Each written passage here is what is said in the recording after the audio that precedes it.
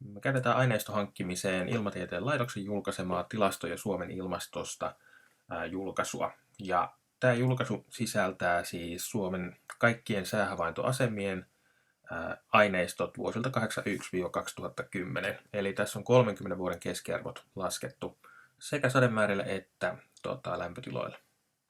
Ja minkä takia me käytetään näitä keskiarvoja? Sen takia, että me halutaan nimenomaan kuvata tätä ilmastoa sillä meidän diagrammilla. Ja nyt, kun meillä on pitkä ajan keskiarvo, niin silloin vuosien väliset satunnaiset vaihtelut häviää siinä aineistossa.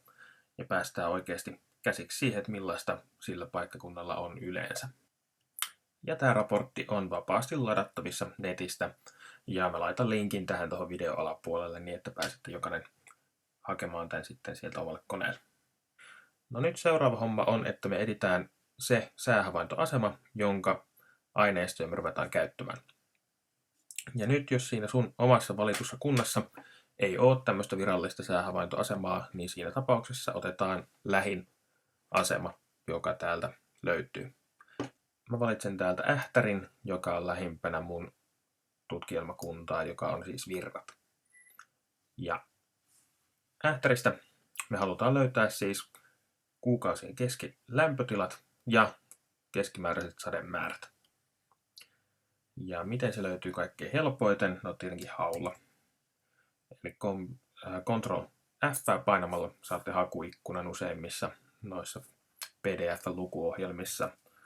Ja tänne laitetaan Ähtäri. Löydettiin 3 tulosta. Ja täällä ensimmäisessä on lämpötilat. Ja tästä saadaan tämä keskiarvo tästä keskimmäisestä sarakkeesta. Täällä on myös monia muita ilmastollisia muuttujia, ja jos haluatte, niin näistäkin voi piirtää erilaisia kuvia sinne tutkielmaan, mutta se mitä vähintään tehdään on nyt tämä ilmastodiagrammi. Eli täältä löydetään lämpötilat ja sitten näköjäänkin sivulta 41, eli seuraavalta sivulta löydetään keskimääräiset sademäärät kuukausien aikana. Hyvä, nyt meillä on Excel auki ja nyt me halutaan kuukausittain sekä keskilämpötila että sademäärät. Ja laitetaan tänne nyt aluksi ne kuukaudet ja käytetään niistä nyt niiden ensimmäisiä kirjaimia. Eli tänne tulee T niin kuin tammikuu. Sitten nuolinäppäimillä pääsee siirtelyään tässä. Eli jokainen kuukausi laitetaan nyt omaan sarakkeeseensa. Nyt meillä on kaikki kuukaudet tässä. Ja tänne ensimmäiseen A-sarakkeeseen me laitetaan nyt tähän toiselle riville keskilämpötila.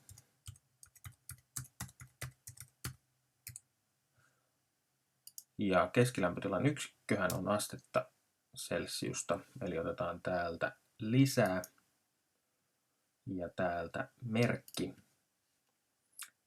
Ja tuolta me löydettiin tuo astemerkki. Ja sitten laitetaan se iso C vielä tuohon perään.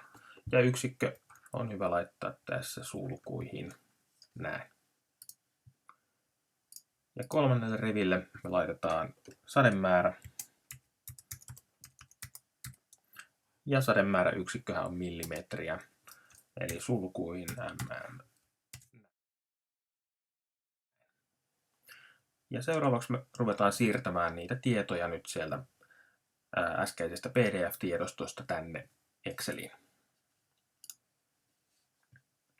Ja sitä varten otetaan nyt molemmat, sekä Excel että tämä PDF-tiedosto vierekkäisiin ikkunoihin tähän työpöydälle. Ja ensimmäisenä ruvetaan ottaa näitä keskilämpötiloja täältä. Ja nyt meillä on sen verran vähän näitä lukuja tässä, että tehdään tämä nyt ihan käsin tämä näiden siirtäminen. Niin laitetaan tänne -8,3 tonne tammikuuhun. Ja nuolella siirrytään seuraavaan sarakkeeseen ja laitetaan sinne sitten seuraava luku ja niin edespäin. Noin, nyt meillä on kaikki lämpötilat täällä. Sitten mennään tänne ja otetaan se seuraava sivu, josta me löydettiin nyt sitten nämä kuukausien sademäärät. Ja samalla tavalla siirretään nekin tänne Excelin puolelle, tai kirjoitellaan ne tästä, eli 46, 33 ja niin edespäin. Ja nyt tässä uudessa Excelissä tämä diagrammin piirtäminen on tehty aika helpoksi, eli me maalataan tämä alue, mistä me halutaan tämä aineisto käyttöön Sen jälkeen me otetaan täältä kaaviot. Ja nyt lisätään tänne tämmönen viivadiagrammi. Ja otetaan ihan tämmönen yksinkertainen viivadiagrammi näin.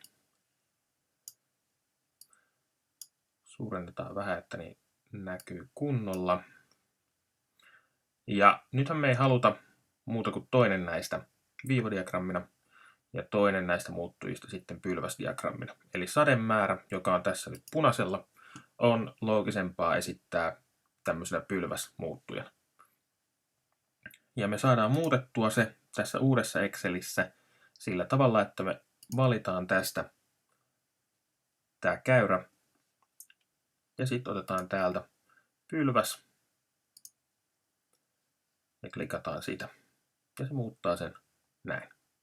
No muotoillaan tätä vielä pikkusen, eli sademäärän on ehkä loogisempaa olla sinisellä värillä esitettynä täällä, eli valitaan taas vasemmalla näppäimellä klikkaamalla tämä ja sitten oikealla otetaan muotoile arvosarja.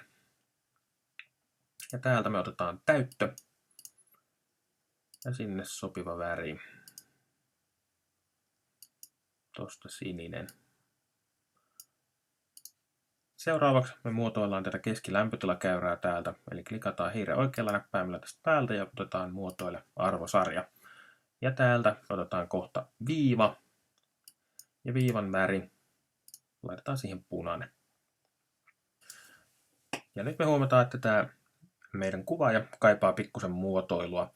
Eli ensinnäkin nyt nämä molemmat muuttujat on samalla akselilla täällä. Ja se ei ole hyvä juttu, koska nämä on eri yksiköissä, eli me muokataan tätä sademäärää täältä sillä tavalla, että klikataan taas tänne muotoile arvosarjakohtaan. Ja akselikohdassa otetaan sarjan sijoitus ja akseli 2 sinne. Ja nyt meillä on 2 akselia täällä. Eli täällä lämpötila, täällä sademäärä. Mutta nyt huomataankin se, että täällä nollakohta on täällä keskellä tätä kuvaajaa, mikä nyt ei ole se, mitä me halutaan tässä. Eli me otetaan tämä ykkösakseli täältä ja muotoillaan sitä.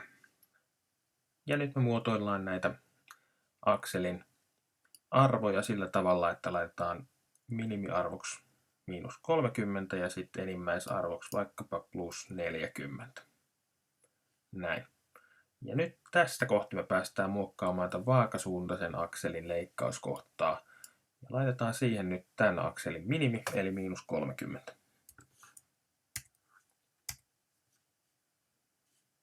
Noin. Ja nyt tästä tuli heti huomattavasti siistimpi. Nyt me huomataan, että täällä nämä luvut ei oikein näy. Eli valitaan tämä koko piirtoalue täältä ja päästään pikkasen pienentämään tätä kuvaajaa tästä. No sitten myös tämä sademäärä akseli täällä kaipaa pikkusen muotoilua. Eli tämä 90 milliä kuussakin on jo hyvin pieni sademäärä. Ja nyt, että tästä tulisi jotenkin vertailukelpoinen muihin ilmastodiagrammeihin tästä meidän piirtämästä, niin muokataan tätä silleen, että laitetaan tähän vaikka 350 tonne. Eli muotoillaan akseli. Ja tänne enimmäisarvoon laitetaan 350. Noin. Ja nyt jos meillä on jostain muualta maailmasta tällainen ilmastodiagrammi, niin nyt pystytään nopeammin vertailemaan niitä toisiinsa. Ilmastodiagrammissa tämän lämpötilakäyrän täällä pitäisi olla tavallaan jatkuva. Eli tämän käyrän loppupisteen täällä, tämän arvon pitäisi olla sama kuin tämän alkupisteen täällä. Nyt meidän täytyy muokata pikkasen tätä aineistoa, mikä meillä täällä on. Eli täällä on joulukuun keskilämpötila -6,2 ja tammikuun keskilämpötila -8,3. Ja nyt me lasketaan näiden kahden luvun keskiarvo ja laitetaan se luku näiden molempien kuukausien arvoksi tähän näin. Otetaan täältä tämä joulukuun lämpötila, lisätään tänne on yhtä kuin merkki tuonne alkuun, ottaa sulku auki ja tähän perään laitetaan sitten tuon tammikuun lämpötilan arvo eli -8,3. Ja nyt kun me lasketaan niistä keskiarvo, niin me jaetaan tää näitten summa nyt 2. Ja saadaan -7,25. Ja nyt me halutaan se myös tänne. Ja voidaan vähän oikaista tässä sillä tavalla, että poistetaan täältä nyt tää luku ja laitetaan on yhtä kuin merkki alkuun. Ja lisätään viittaus tänne joulukuun soluun, eli klikataan vaan tähän näin. Ja painetaan Enteriin. Sitten meidän pitää saada vielä akseleille otsikot. Ja se tapahtuu sillä tavalla, että pienennetään tätä kaavioaluetta tässä. Silleen, että me saadaan tilaa näille otsikoille. Ja sitten otetaan täältä kaavion asettelu. Ja täältä akseleiden otsikot. Ja pystysuuntaisen ykkösakseliotsikko. Otetaan tämä vaakaotsikko täältä. Siirretään se tonne ylös, missä sen paikka on. Ja nyt kirjoitellaan tähän keskilämpötila. Ja sitten me halutaan vielä tietenkin tälle keskilämpötilalle se yksikkö täältä. Eli voidaan kopioida se täältä, minne me on se jo kerran kirjoitettu. Ja kopioidaan Ctrl-C-llä. Sitten muokataan tätä tekstiä ja liitetään se Ctrl-V-llä tonne perään. Näin. Ja tehdään sama juttu tälle sademäärä-akselille. Eli valitaan akseli, kaavion asettelu, akseleiden otsikot. Ja nyt pystysuuntaisen kakkosakselin otsikko. No nyt tämmöistä ilmastodiagrammia, kun me katsotaan, niin tämä tieto täällä on nyt oikeastaan aika itsestään selvää, että kumpi näistä nyt on sademäärä ja kumpi on keskilämpötila, joten me voidaan oikeastaan poistaa tämä osa tästä kuvaajasta näin. Ja muotoillaan tätä vähän isommaksi. No sitten tämä koko kuvaaja tarvii vielä otsikon ja nyt mä melkein suosittelisin, että teette sen sitten vasta siellä tekstin käsittelyohjelmassa. Eli liitätte tämän kuvan nyt tekstin käsittelyyn ja sitten kirjoitatte tähän yläpuolelle siellä sitten sen otsikon, eli mistä tämä on tämä ilmastodiagrammi. Ja siihen tulee tietenkin nyt sen sääaseman nimi, ei sitä teidän kunnan nimeä. Ja sitten miltä ajalta tämä tilastoaineisto on.